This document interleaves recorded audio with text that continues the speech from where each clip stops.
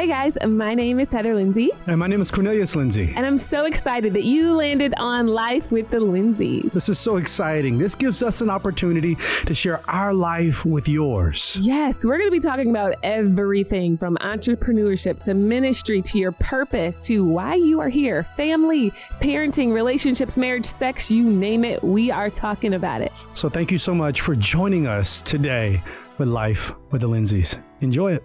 Baby. Hey, we're so far apart right now. We ain't that far. I'm only Baby, in Texas. give me a hug. Hey, what's up, Life with the Lindseys? Yo, this is your boy, Cornelius.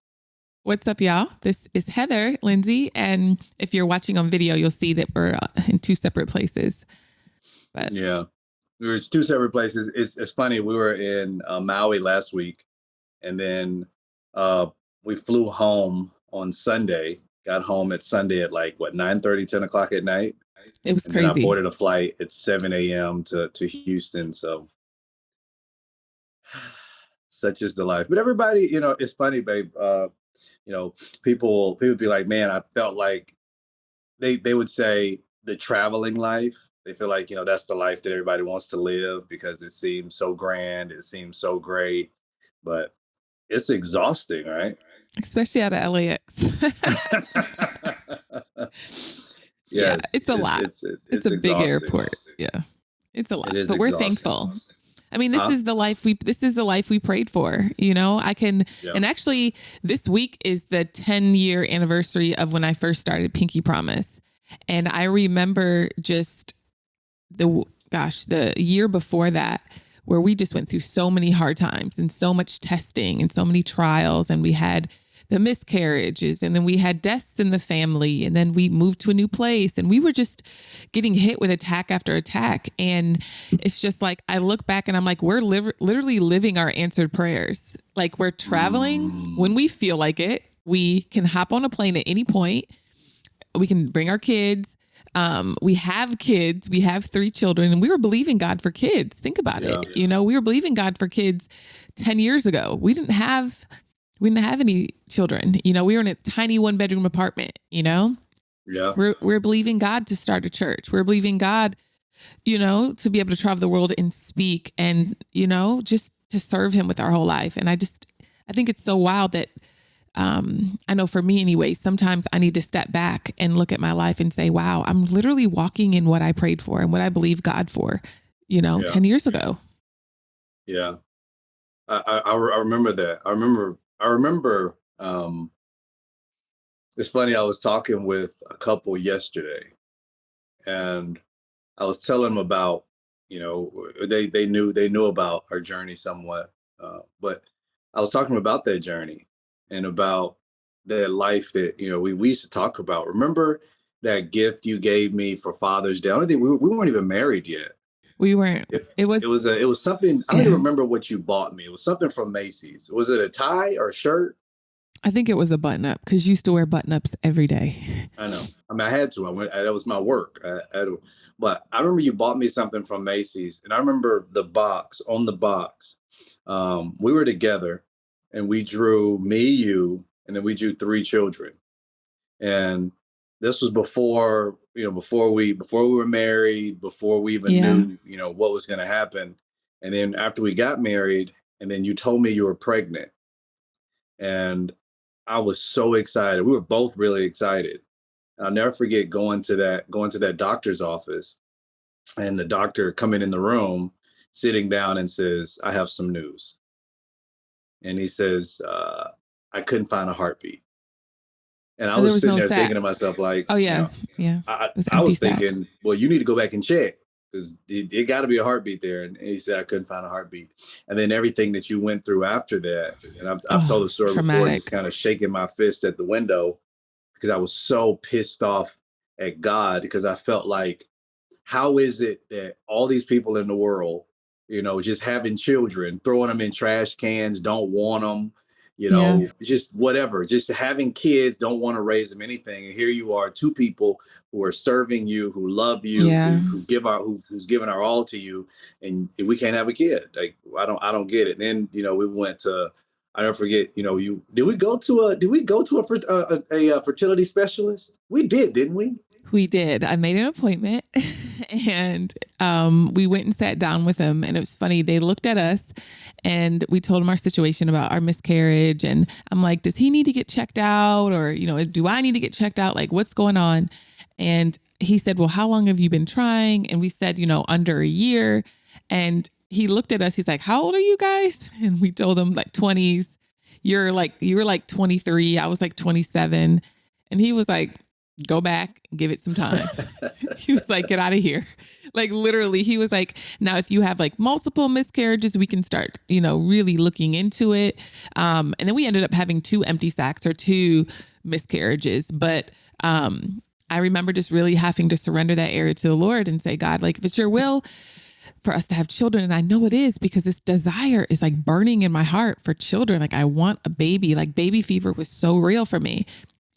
But the crazy thing is becoming, an idol. And I feel like before God answers our prayers, some of us, we deal with idolatry of that prayer we want answered. And I had to lay it down and say, God, I want you more than anything, like more than having children, more than anything, more than being married. Like I want to be content and know who you are. Mm. And through that, I learned to trust God in a deeper way, because it's like my controlling ways wanted to be like, I'm ovulating, you need to come here.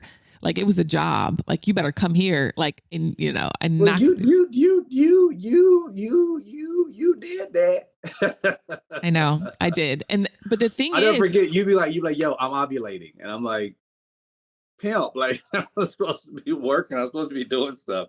I was like, it doesn't matter. Come here. And it's just so funny because every time we got pregnant, we didn't try. Like we just didn't even try. Like we didn't. Like it's so funny. I always, I don't tell Logan this, but he came from a canceled flight. Remember I was going on my girls trip and the flight got canceled. I went back to the house and my flight went out. Arizona. You're going to Scottsdale. It was leaving out that next morning at 6 a.m. And I always laugh because I'm like, that's how you were conceived, friend, from a canceled flight. I do remember that. But it wasn't controlled. And then even all of our other children, like especially Roman, he was our surprise child. We weren't trying, Right. And I feel like God answers our prayers when we stop obsessing over them and worshiping them. Right. Right. I mean, because he doesn't need us to be in control. He's just, he's like, if you can just trust me, you just lean on me, if you'll just connect with me. And just trust and believe, be vulnerable enough to trust me, be vulnerable enough to expose your doubts to me, because I got you and I love you, and I think that's been important. That's been synonymous throughout, the entirety of our time together, just the amount of trust and faith that we have just in the Lord. And it just seems like every time we get to that point, we want to control a situation. God's like, no, hold up. I got this. And then he reels us back, and then we come to that place all over again. It seems like we do it every time. I'm gonna control it. I'm gonna find this. Like I moved to Los Angeles. I'm gonna control it. And then finally, it doesn't work in our strength. So we sit back and we say, okay, God, whatever, you got it. I surrender. And then it's just like, it seems like 12 hours later, everything falls into place. You just like, for real, you could have did this 2 weeks ago. Exactly. Yeah. But with every step, I feel like we just learn to trust in a deeper way. And it's not fun.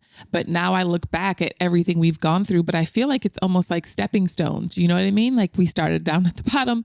And when you first get saved and give your life to Jesus, and then you take these steps and you go higher and higher in him, and you learn to trust him in a deeper way. And I remember when I got pregnant with Logan, I had so much fear. I had this spirit of fear on me. And I remember just like praying, casting it out in the name of Jesus. Like, I'm not going to be overwhelmed with fear and worry and doubt and wondering if something's going to happen to him because of what has happened in the past. And I remember the Holy Spirit saying, he's like, Heather, he's like, you need me. You're going to need my help with your children even more outside the womb than in the womb. And I'm like, yeah, But he's right, because look at it. It's like now they're getting older. Now they have personalities. Now they're being exposed to the world. It's like, he's like, all right, you're going to need me on a deeper level, in a different way. So learn to trust me now while you're pregnant. Learn to choose to trust me throughout this process. Like and you're right. It goes back to releasing that control, because we can be so controlling. I know I can be, and all my control still did not bring our children to the earth. God did. Yeah. He was completely responsible for it. Well, I mean, our control wants to get it our way, and it wants it to be our way, all the time. And even how we try to control people. We try to control people, and we try to control situations, and we try to control stuff, which is funny. It brings up, the something that you shared with me earlier. But I think that, before we even get to that, if you have issues out there, which we all do, that we need to deal with. We all got issues. I'm very thankful, for our sponsor, BetterHelp. Something that we've used. BetterHelp has been something we've shared with our family and with our friends. And they've been able to use it as well, because this life that we live, as the Bible tells us, it is but a vapor. It is passing away, but we go through things. We have things that we are going through, and we need trusted voices that we can hear, trained, professional, Christian a therapist who can hear what we have to say in all these different areas, ranging from depression and anxiety and family issues and all this stuff. But we need that outlet. We need that safe, transparent, vulnerable outlet to be able to talk. I mean, I woke up today with another news story of another man who committed suicide. That's crazy. And it breaks my heart, because my question is always, did they get to that place of hopelessness because they felt like they had no one else to talk to? Yeah, that's real. I love our sponsor, BetterHelp, because it opens the door for you to be able to have that connection, to be able to talk to somebody. And it's not having to go and sit down in an office. It's a private one-on-one that you're able to have with them. I love it. You can connect with them within 48 hours after getting matched with them too, guys. It's really great. I want you to start living a happier life today. As a listener, you'll get 10% off your first month by visiting our sponsor, betterhelp.com/Lindseys. That's Lindseys with an S. Join over 1 million people who have taken charge of their mental health. Again, that's BetterHelp, HELP.com/Lindseys, LINDSEYS. Yeah, so y'all make sure you check out BetterHelp, HELP.com. Yes. Lindseys, LINDSEYS. But it was something you shared with me earlier. It was about, I think, 12 years ago that you made a post about me doing my to-do list. We are not turning this podcast today into control, babe, because you dragged me a couple weeks ago on control. Can we talk about it? What happened now? Hold on. What? Hold on. What happened? What are you talking about? We are not. We're turning this podcast is gonna be about answer prayer. It ain't gonna be about control. No. We were on the subject of control. Okay. And I felt like to give the people an example. You can give them an example. I was just trying to be Jesus, like, and get them a parable to follow. Okay, go ahead, give them a parable. That's all. Wait, are you dusting your shoulders off? Hey, sis, what you got? Sister Soldier. I know. I wanted to share with the people to let them know that it's real. I feel like our podcast, we share our life. We share that it's real. No. Go ahead, baby. I'm just messing with you. Go ahead. Oh, what's up? No. I don't know. I don't know if you wanted to share that. You shared with me earlier. Sure. About 12 years ago. So I saw this post on my Facebook stories, and it said, "I'm still 10 years ago today." No, it wasn't 10. It was 11. No, it was 12 years ago today. 12 years ago today. Yep, 12 years ago today, I posted on Facebook. I'm still trying to figure out how to get Cornelius to tackle and write a to-do list. Y'all, this ninja has not wrote a to-do list in the past 12 years, and it literally stresses me out. So this is my to-do list. Okay, guys? I don't know if you guys can see it. I think it's upside down. Yeah, it's upside down. But literally, like every single day, I'm writing, and I just finished it. I don't have any more spots left. So I ordered these 2 new ones on Amazon. I get them today. I did 1-day shipping because I realized, I was like, oh my gosh, I'm at the end of my to-do list. And that stresses me out, not having a to-do list. So with that being said, I wanted so bad for my husband to be so excited about to-do lists because I live off of to-do lists. And he won't. Like, how are you productive? Like, help. You got to help me. I'm stressed thinking about it. I just do it. When you remember, but what if you don't remember, which you don't? I don't remember. But if you write it down, you'll remember. Yeah, I mean, I have some stuff written down. Like I have stuff in my phone. I'll send myself text messages and I'll say, "Hey, remind yourself to do this." Or, the cool thing is that now, even in messages, like when you write somebody a message, somebody writes you and say, "Hey, you need to do this tomorrow." My phone will allow for me to make a note on my calendar that says this needs to be done tomorrow. So that's what I need to do. So you always say, "Babe, if you want me to do something, you need to put in the calendar. We need to discuss it." Right? What I'm going to do is start putting it in your calendar and then saying, "Okay, when we talk, discuss it." So I'd be like, I put it in your, look at God. Thank you, Jesus. Hold on, Sister Soldier. Hold up. hold on. I mean, it could work. I don't know. I don't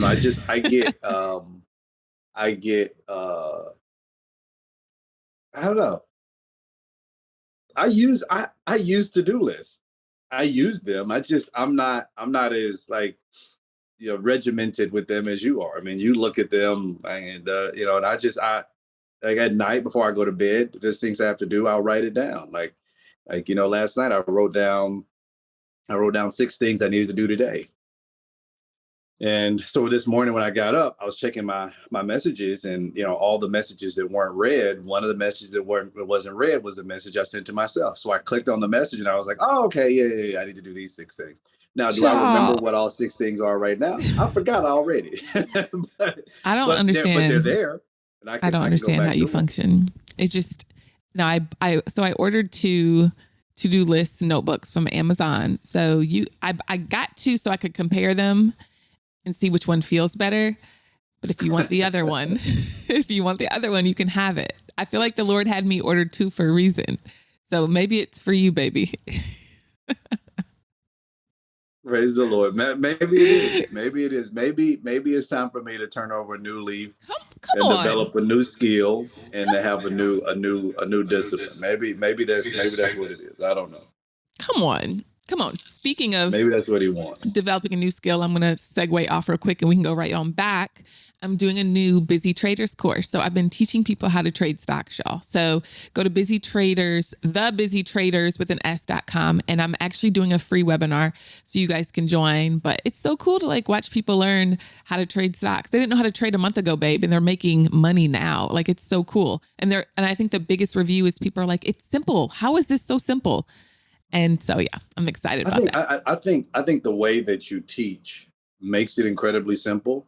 Yeah. Because you're not complicated. Even how you share the gospel, it's not complicated. I know sometimes, and I'll tell myself, you'd read my statuses and you read my stuff and you like, that's too smart, baby. That's too smart. Dumb it down a little bit. Don't nobody. I'm like, well, I got a different audience. So this how I talk. This how I talk is how I write. And you you using too big words. Just don't use all I said, that. People are scrolling, baby. Simplify this thing.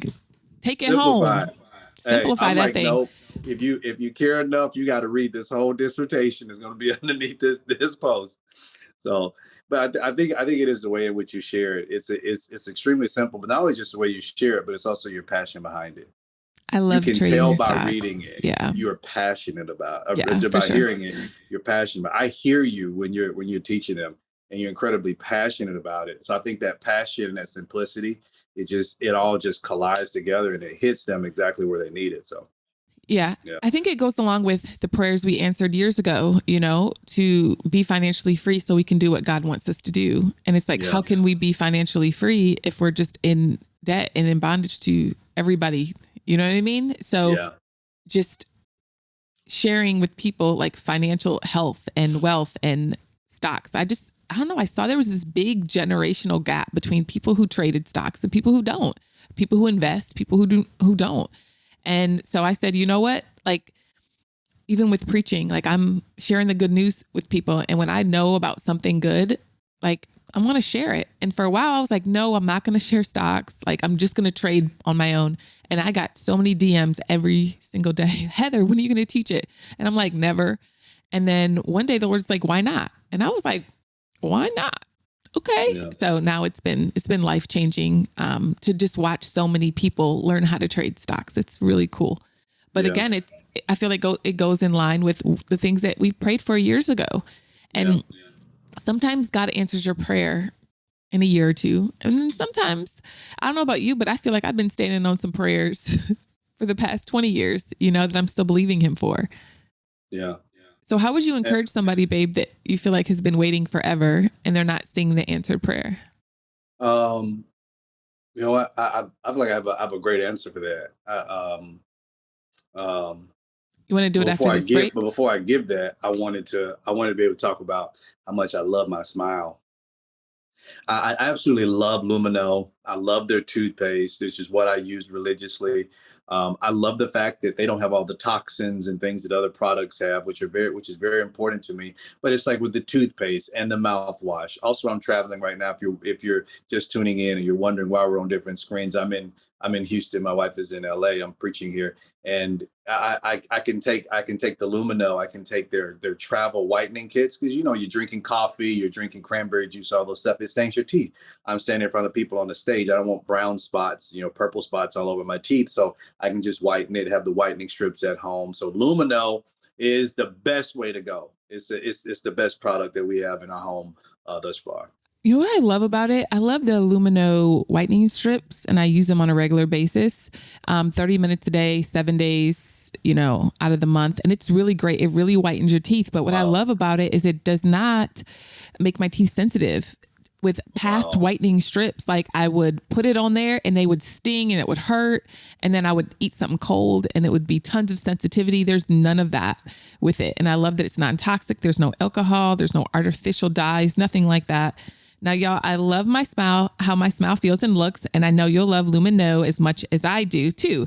Now, you can get 15% off right now off your order by going to getlumino.com/LWTL and use code LWTL. That's GETLUMINEUX.com/LWTL and use code LWTL to save 15% off. You guys are welcome. Get lumino.com/LWTL. So yeah, just encouraging people. Question about, any advice that I would have for people who are, who say they've been waiting on an answered prayer. It's interesting because in Hebrews 11, I forget which verse it is. I want to say it's verse 7, verse 11, one was, but it talks about how it goes through, it gives you the definition of faith. Then it goes through all these different biblical characters who acted by faith. Yeah. Abraham, who was willing to go by faith to a land in which he didn't know of. Sarah, who believed, who had a child long beyond her childbearing ages. It's like they had faith, but then it gets to a part in the chapter where it says, and they without seeing the promise. Yeah. Which I think is so important because, oftentimes you'll meet people who say, I'm mad at God because I haven't seen the promise. Yeah. But these individuals, they lived by faith, even though they didn't see the promise. They didn't see the promise of Jesus. That's real. They didn't see the promise. Some of them didn't get a chance to see the promise, and they didn't get a chance to see a lot of what we have seen today. And because of that, it's like they were still imputed as righteous because they waited just in faith. So I say to them that your wait is not in vain. I would rather continue to wait on the Lord than to trust my own strength, because I know that in my own strength, I can't produce anything of value. I just can't. So those people say, well, I'm still waiting on the Lord. I'm still waiting on him to give me a child. I'm still waiting on him to give me the job. I'm still waiting on him to do that. My advice to them is continue to wait. I mean, what other option do you have? I'm gonna go out here and do it on my own. The last thing, Abraham shows us this. Abraham and Sarah, when Sarah says, well, you know what? I can't have a child. Here's my maid Hagar. And he goes in and he has sex with Hagar. Hagar has a child, and he has Ishmael, and Ishmael was never the child that Abraham was supposed to have. But that's how loving God is in his free will, that he still gives us the free will to be able to go and do what we need to do. He still allows for him to have the child. He allows for Ishmael to be born. And then he sends Ishmael and his mama off. And truth be told, if he would have dealt with Ishmael how he should have dealt with Ishmael, we wouldn't have a lot of the problems that we have today in our world. But that's a whole other biblical story. Right. But he was waiting for the promise of Isaac. But he went and had an Ishmael. So if you're not going to trust the Lord, you can go have an Ishmael, but it's not going to do you any good. And then later on, we see it now, generations from now, you're going to have to pay for the Ishmael that you had, or you're going to make other generations pay for it, which is, I believe, our generation and other generations before us, preceding us, and after us are continuing to pay for the childbirth of Ishmael. Yeah, that's real. And you have to ask yourself, like, how many Ishmaels do I have in my life because I refuse to wait on God? You know, like, how many situations did I take in my hands over and over again? How many Ishmael relationships do you have? Right?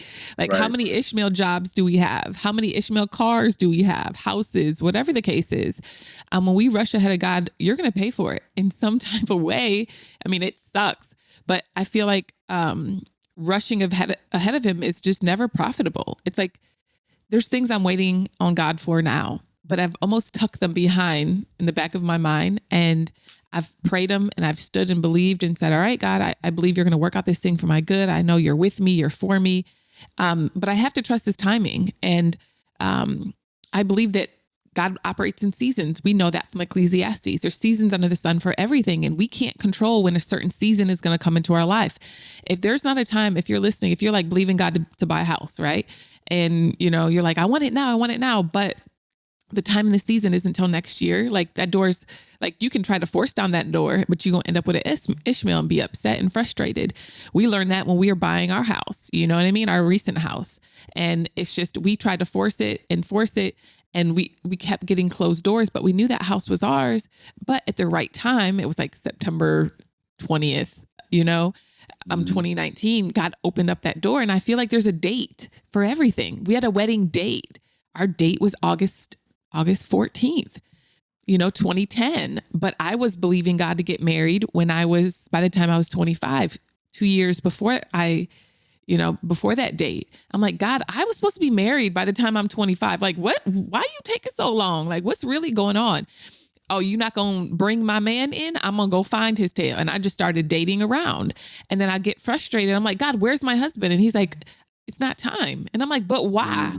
And I'm watching all my friends get into relationships and all my friends get married. And I'm just like, they're all happy. When is my man going to come in? And I remember the Lord asked me, he said, would you ever date any of those people your friends married? I was like, heck no.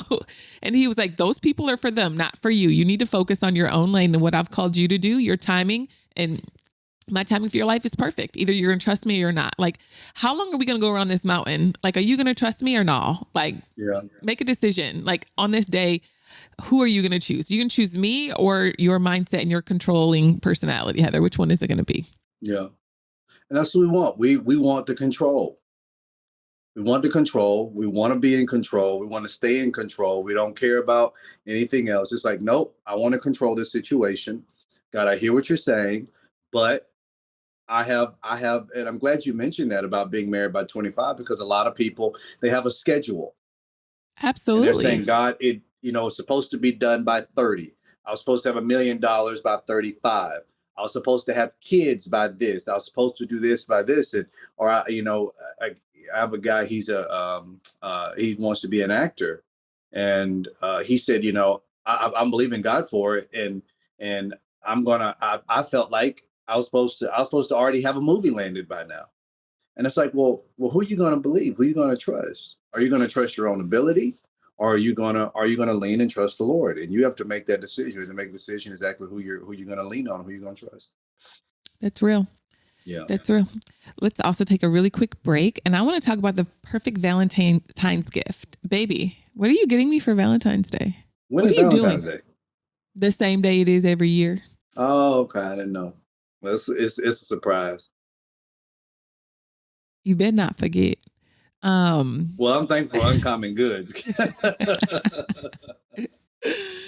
So, the perfect Valentine's gift that I found was at Uncommon Goods. What's really cool is what makes it unique is it's handmade, made in the U.S., and made with high quality ingredients. Now, the best way, I believe, to show that somebody loves you on Valentine's Day, I know it's a commercialized holiday, but still, especially women, we love this holiday. We want to feel thought of, right? So if you want to think of me, babe, go on ahead and go on Common Goods. As thousands of meaningful gifts you can get anywhere else. One-of-a-kind gifts that are perfect for your one-of-a-kind love, like me. I'm your one-of-a-kind love. It has hundreds of gifts that you can customize based on our unique story. There's tons of variety. There's experiences that can make the perfect date night. Come on. They have virtual classes. Isn't that cool? For aphrodisiac cooking for two, magic and mixology, romantic map making. That's dope. Can we do the aphrodisiac one, me and you? Sure. They're from personalized art and fine jewelry to kitchen, home and bar. Uncommon Goods has something for everyone. Uncommon Goods looks for products that are high quality, unique, and often handmade or made in the United States. They have the most meaningful, out of the ordinary gifts anywhere. So to get 15% off your next gift, go to uncommongoods.com/LWTL. You already do this now because February 14th is going to come very, very quickly. That's uncommongoods.com/LWTL for 15% off. Don't miss out on this limited time offer. Uncommon Goods. We're all out of the ordinary. Yes. But going back to what we were talking about, I think that we have to really answer that question, babe, that you just asked. And that question is, who am I going to trust? Real. Am I going to trust myself? That's real. Am I going to trust God? Who am I going to lean on here? Because I can go have an Ishmael, and the Ishmael may check a box, but it's not going to do for my heart and my fulfillment the way that I think it would. It's just not going to do it. I wanted to, but it's not going to do it because the Ishmael was never the promise. Isaac is the promise. And that's why people, they run off and they get married so doggone quickly. And then it's like, so now you're married, and now you don't want to stay married because you feel like you married an Ishmael. And it's just, so now you got to go through a divorce and you got kids involved and you got this happening. I mean, it's a roller coaster of things. And it's just, something that has to be dealt with. I think it's a question that has to be asked, and it has to be answered truthfully and accurately. And I think what happens is when we're not waiting on God, what happens is we get into situations and then the situations get hard. And then we begin to blame God. Like, God, why'd you let this happen to me? Like, if you didn't let this happen to me, this one girl reached out to me and said she lost like 6 figures in the stock market. And she's like, why did God let this happen to me? No. God didn't push some buttons and buy them stocks. He didn't set them expiration dates. He didn't do that. She did this before she joined my class. But, she's trying to rebuild. And so I'm like, you need risk management. Like, ask yourself, like, did I put myself in this situation or did God? He gives us free will to make the decision. And we can't go around blaming God for the reasons that we are where we are in our life.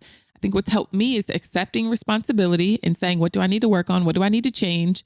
And then move forward in a healthy way and not blame God, but seek him because he gave me the Holy Spirit, who's my helper, who can help me out of that situation. But even we get into relationships and we're like, well, God, why'd you let this happen? He didn't tell you to be with that person in the first place. So why are you mad at him? You know what I mean? Right. So we have to step back and ask ourselves, like, am I going to rush ahead of God? Am I going to be patient and know that he's God? Yeah. And I love that. Be patient and know. I think that those two cannot be undone. You have to have them both together. Be patient and know. And, when I was in French, when I took French in school, in French, they have 2 words for no. And one is to know, like if it's as if, I know you personally. I know you. Another one is I know of you. And I think that when it comes to the patience, it is when it comes to, okay, you can say, well, I'm patient and I know God. I know God will come through, but the know that you're using is that you know of God. And you're basing your evidence of what you know on God based on the evidence of others. So now I know God will come through because I heard he came through for my grandma. I know God will come through because he came through for my sister. I know God will come through because I read a book of a love story from two preachers that really just encouraged. So I know he did it. And we say it all the time. Well, God is respect of persons. If he can do it for them, I know he can do it for me. But that is I know of.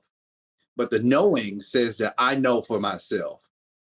I know for myself. There's this video that went around a couple of years ago. It was this lady, this black lady. I think she was at a revival or something. And she was like, she was like, but what is it? Abo Shaddai. I know for myself. I know for me. Come on, baby. Like, I know for me. And that's when it talks about, it says, be patient and know. And so I would encourage people to kind of do away with their expectations and their timelines and their deadlines, and instead focus on knowing the God that you say you trust. Go back, and like we were talking about at the beginning, go back and go down memory lane and see where God came through for you, not for somebody else. See where he came through for you each and every time, and say, you know what? That's going to help me build trust. Help me build trust. Be vulnerable. Have the exposure. Build it. And sooner or later, what happens is, boom, smack dab, you're right there with them in connectivity. And then it's easier for you to be patient where everybody else is going off getting married. Everybody else taking little honeymoon trips in Cancun. And then they go and they having a divorce trip in Vegas. Is there everybody else going to do that? No, God, I'm going to trust you. I'm going to believe you. I'm going to be great. I'm going to be thankful and be happy for them. But at the same time, I'm going to trust you. And I'm going to just keep believing what you said. Yeah, no, babe, that's so good. I agree. It's just something about standing on his promises, and it doesn't matter what anybody else is doing. It's like you learn to be thankful for the answer prayers that they're getting, but in due season, in due time, it's going to come. And if it hasn't come, it's just not the time. So we're just going to find the beauty of it. And I think we should call this, Where is My Answered Prayer? What do you think? Maybe.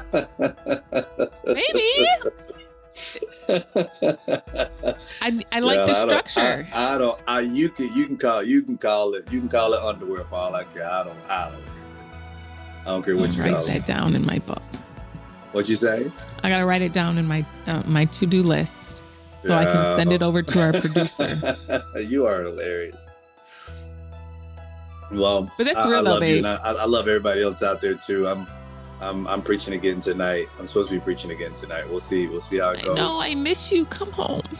I know. I'll be home. Be home soon. But tonight, y'all pray for me. I'm preaching on the anointing. Come on. I wish I was there to hear it. The anointing. It's good. It's recorded. It's recorded. So hopefully I'll be able to put the videos. That's not I preached on faith. And hopefully I'll be able to put the videos on my YouTube channel so that people can get a chance to hear it. Last night was good, man. The altar was, whew.